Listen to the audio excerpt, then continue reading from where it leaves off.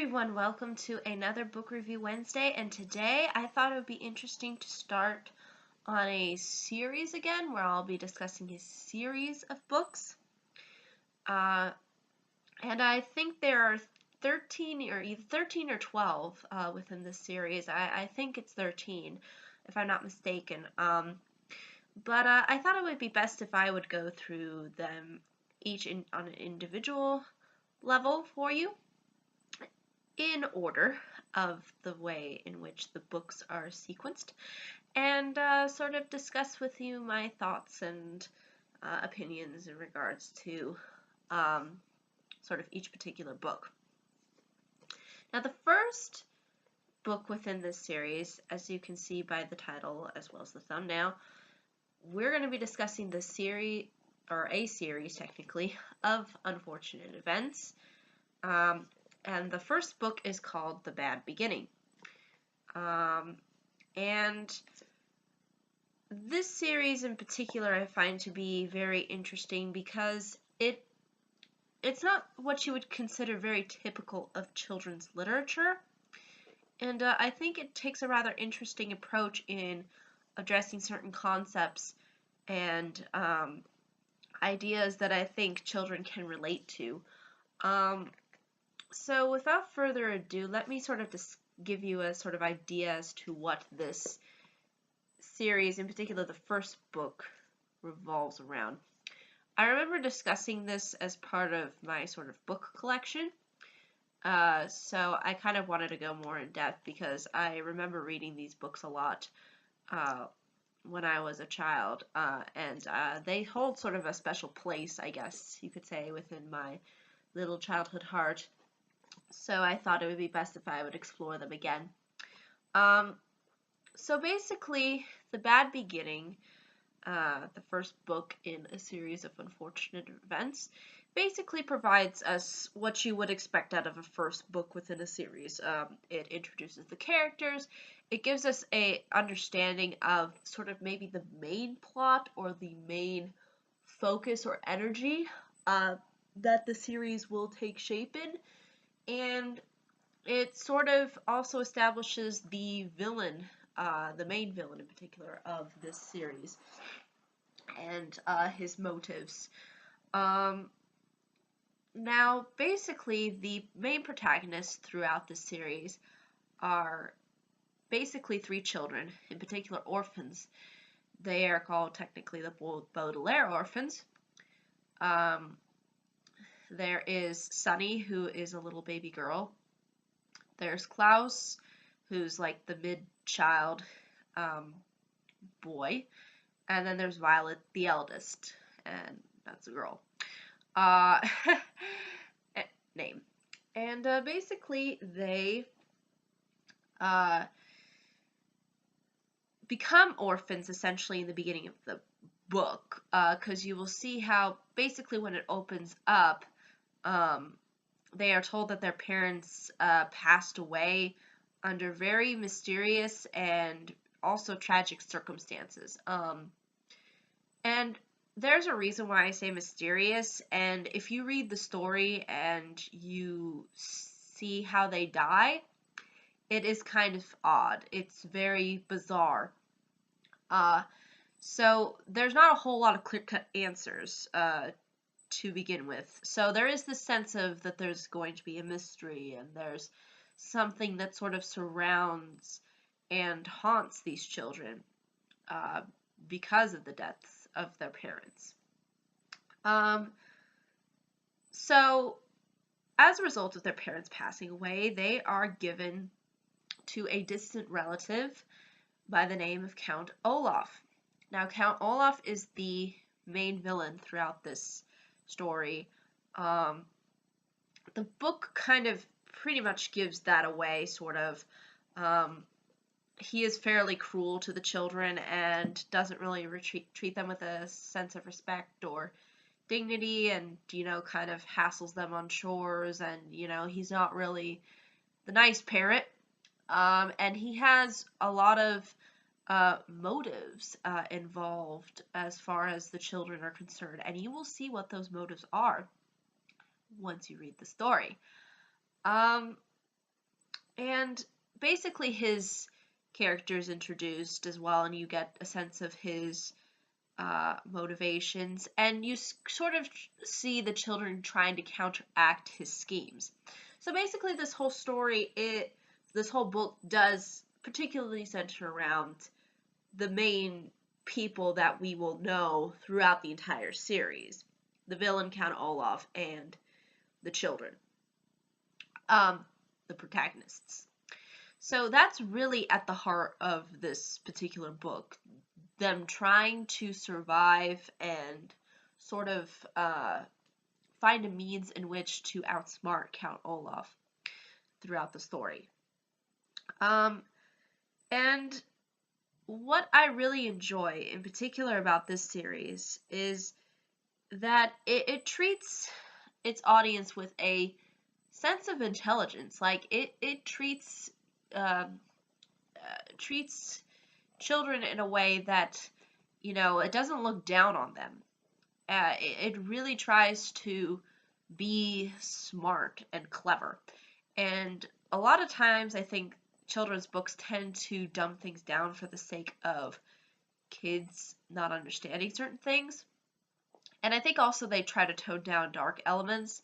And there's a lot of dark elements within this story, which is, I think, also a very unique way of approaching things instead of making it all happy, fluffy, go lucky. Um, and there's just a way in which the author writes, I think, too. He kind of meanders, but he meanders in a way that, that tries to, suck the audience in. So you sort of see like that the story somehow can relate to you, even if it's even if it's something that's a little bit more general. Like he'll just randomly start talking about something, and then he'll sort of explain later on how this sort of relates to the story and the characters. But at the same time, he kind of does get lost.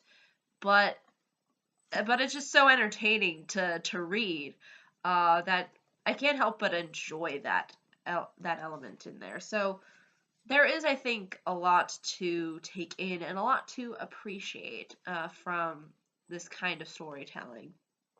Um, and you'll sort of see what I mean by this when you read it. It's sort of difficult to explain.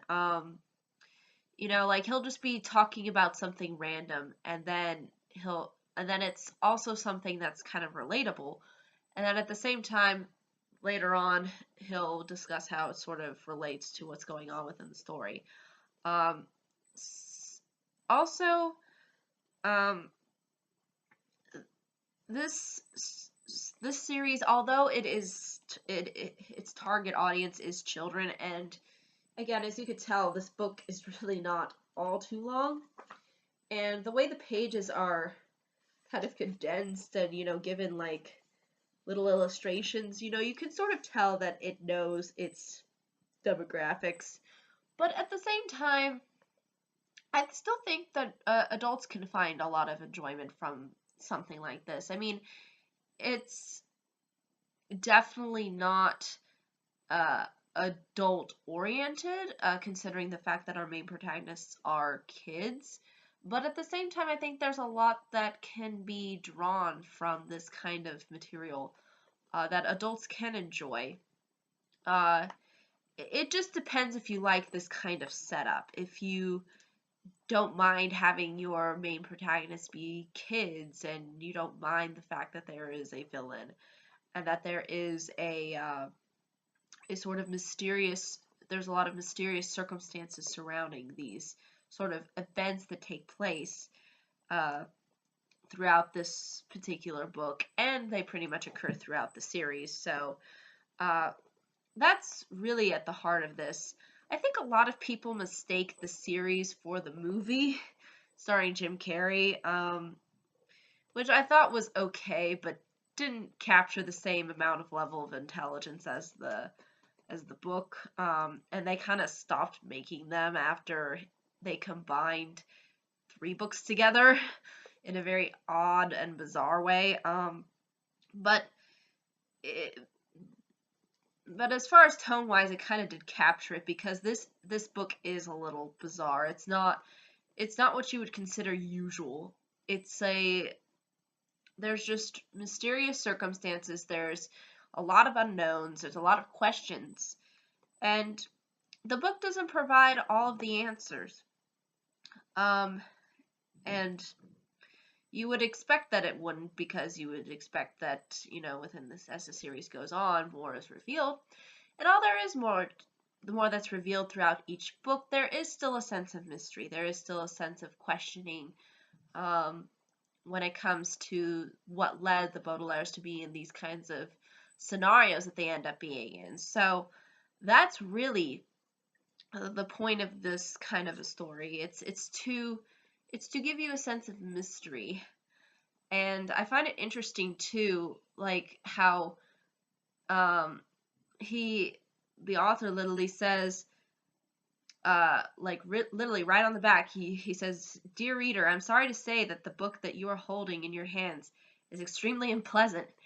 Um, and I think, the idea of bringing this sort of unpleasantness upon children, I think allows them to kind of understand the somewhat dark elements that maybe surround people's lives, while at the same time overcoming them, because we see that there's a lot of adversity for these protagonists, the Baudelaires. So I think this book definitely set the series off on a good start. Is it perfect? No. Does it have some? Uh, is it for everyone? Absolutely not. But at the same time, I think it is interesting, and I think it is unique, compared to a lot of other books that um, try to sort of market themselves to the children demographic. Um, but yeah, I think that's really ultimately all I can say when it comes to the first book. It's pretty straightforward. Um, as you can tell too, it's a lot smaller. So as the series goes on, things get a little bit more complex, more characters are introduced, and etc. Uh, but really, the start of the book is really where the heart, or the meat, really lies in understanding the protagonist and our main villain. But I think that's really ultimately all I can say when it comes to the first book. I'll be discussing the second book next week. Yeah, if there are any questions, comments, concerns, I'd be more than happy to answer them. Thank you so much for watching. I hope you all have a pleasant day, week, month, and year. And I hope to see you all in the next video. Take care. Bye-bye.